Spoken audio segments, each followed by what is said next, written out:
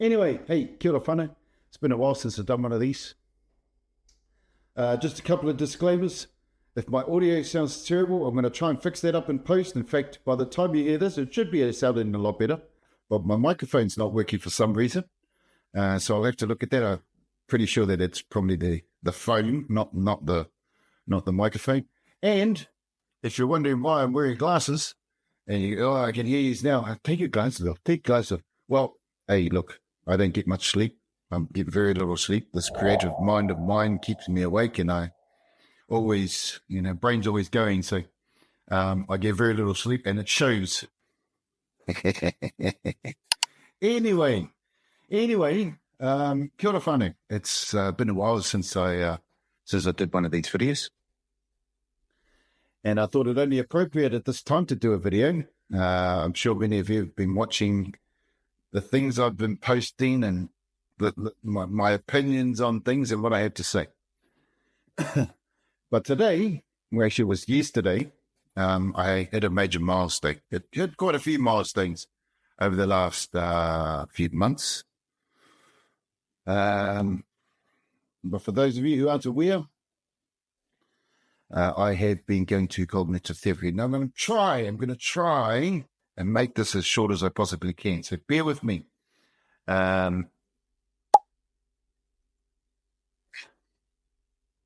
A few moments later. Yeah. So I've been going to cognitive therapy for the last 1.6 years. About 1.6 years ago, somebody told me that I needed help. I didn't think so because I thought I, had it all sorted. Nothing wrong with me. It's the rest of the world. And then I realized, there's something wrong up here. And let me tell you, for all those people who have gone through sexual trauma, especially, follow these steps. So I went to my GP, had to go to my GP and tell my GP that I was not right up here, that I was very angry at the world. Extremely angry at the world for my past, I guess, when it comes, after all the therapy. Very angry at the world for my past, that the world was to blame for all of my shit. Excuse me to my Christian friends. All of my shit. Sometimes I had to be real. It's got to be real. It's got to be real. So I went to therapy, told the doctor, and he referred me to a therapist, but he told me that it would be 6 months at least before I saw a therapist. Within 2 weeks, I was in front of a therapist. So I was very lucky that happened, and hence I started going through the process of disclosing myself to a complete stranger about my past, my history, about the sexual abuse that I went through, the physical abuse that I went through. And after a few months of doing that and seeing a psychologist, was diagnosed with PTSD and was told I would have PTSD for the rest of my life. Wow. Hey. So anyway, going through the journey of therapy, part of that process as well, and my therapist suggested that I go for compensation as well. And at the time, compensation wasn't even on my mind. I didn't even really think about compensation. How do you put monetary value on sexual abuse? How do you put money value on that? And you just can't. And I couldn't wrap my head around that. But after going through a few more sessions of therapy, I said to my therapist, okay, let's go for it. And the compensation is acknowledgement of that hurt and pain and suffering and the trauma that you went through. Now, having gone through, so the process for being diagnosed with PTSD, there was a process of a scoring system. Right? There's a scoring system. And on that scale, I think it was 44, I was a 40, which meant that I required intervention, a very rigorous intervention by the system. So it was once a week I was going to therapy, and some of those sessions were pretty hard, man. You know, they were tough. 1.5 years later, let's make sure I haven't missed anything. Actually, let's interject that a bit, because part of that process as well has been my journey with Jesus Christ, my personal journey with Jesus Christ, and coming back as a prodigal son who always believed in God, who always believed in Jesus Christ, but hey, you know, always turned my head to it, was always afraid to go there. And especially in a public way too, you know. But Jesus Christ has always been in my life. And especially in those times when I needed him the most, you know, he certainly, he spent a lot of time talking to me in the police cells, and how many times I've been arrested and called out to him, and he managed to get me out. A lot of my friends were going to jail, and I kept evading jail. I'm sure I looked like a narc. But, you know, evaded jail a lot of the time and didn't know how. And, of course, it was because God was watching me and he had a purpose for me. And, you know, but every time I cried out to him and he got me out, I would, cheers, thanks, bro. And then carry on Rob's way. Hey, you know, carry on Rob's way. And some 30-odd years later, you know, I was sick and tired of running. So I said, Lord, Heavenly Father, I need your help. I really need your help. And so after a breakup with my girlfriend at the time, God isolated me. Hey, God isolated me because I was easily influenced by lots of people. I love being around people, but that seems to have a detrimental effect on me a lot of the time because I'm a people pleaser. I like to please people. Hey, I like to please people. And that can be a detriment to oneself when you try to please people a lot and you haven't done any work on self. And so God isolated me for a long time, actually. And during the Christmas period, I went into a very, very dark place, very, very dark place. Felt suicidal at times, couldn't get out of bed, didn't want to get out of bed, was hoping I would never wake up, actually.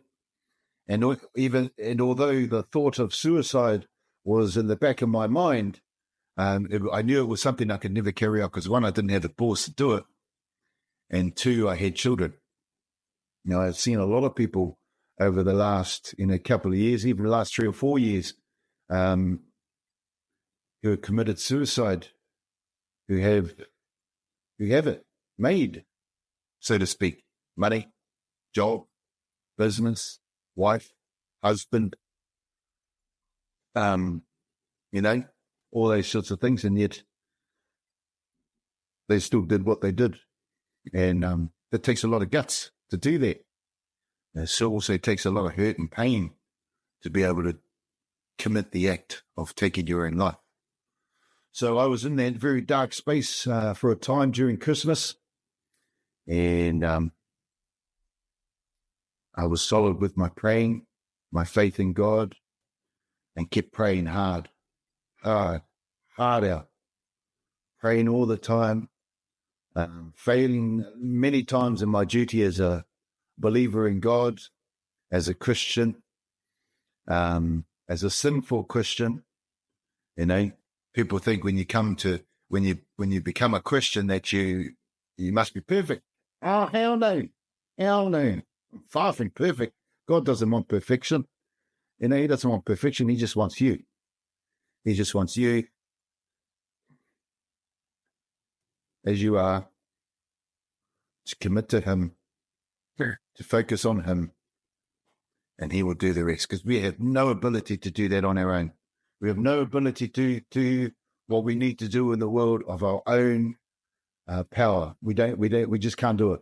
Hey, we just can't do it. As much as we try, we just can't do it. So that was a big part of my journey into getting healing as well, because I prayed for the healing and I prayed for deliverance, because there was a lot of deliverance that I needed as well. And so prayed a lot for the deliverance of my life and a lot of the demons that I carried. And so there's a lot of prayer in that, a lot of fasting, a lot of crying, a lot of being on my knees and begging and looking at the ceiling and looking at a piece of rope, looking at a knife and wondering which is the easiest way out, but still had faith in God that he would get me through this. And so I, the other day, the fortnightly visits, we ended up fortnightly visits to my therapist. We then did the test again. And this time I scored a 14, 1-4. So what does that mean? Well, what that clinically means is I no longer have PTSD. They tell you you've got PTSD for the rest of your life. Yeah, nah, I didn't want to have PTSD for the rest of my life. So that's the milestone. I no longer have PTSD. Well, I'll always have PTSD, but now it's manageable. And I honestly believe it wasn't just with the help of my therapist, and who is a beautiful therapist. And I think in the next fortnight we're looking at what they call the maintenance section, maintenance part of therapy, where I only require 4 sessions a year. And I know the last time she brought this up about sort of pulling away, and I wasn't ready. It was obvious I wasn't ready because I broke down and I was like, didn't want to let go of mama, didn't want to let go. So she knew I wasn't ready.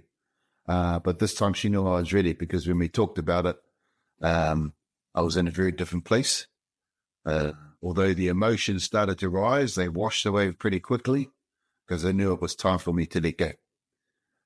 As there's a lot of things in my life that I have had to let go of. And I attribute that to one more other thing as well, was seeing my mum. So, me and my mum were always sort of like this, And I love my mum to bits, but we just so much alike that we hadn't actually spoken since Christmas. But just a long story short, through a series of events and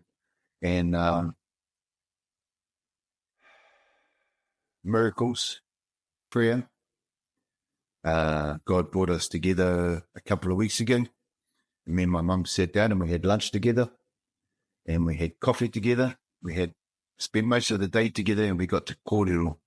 And that really helped get me to the next stage and next part of my. And I think I said this to my mum during our kōrero as well. This is what kept me stuck in those last few weeks of therapy, or last few weeks, was there was something else missing. And I knew it was that relationship with my mother, because a lot of my past has been because of that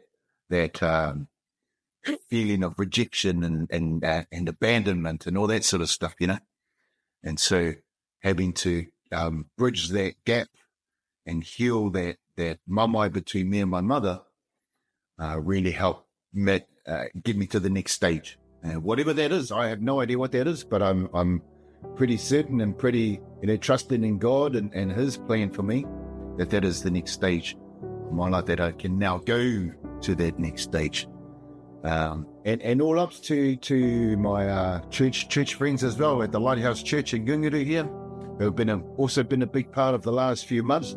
Although grace and glory and thanks and praise goes to the Almighty Jesus Christ and God, and that I still, my Lighthouse family, church family, my spiritual family, I love you all, and I'm so glad that I had to walk past in church a few times to finally get slapped in the face by the flag to say, this is where you're supposed to come. And so that's where I am.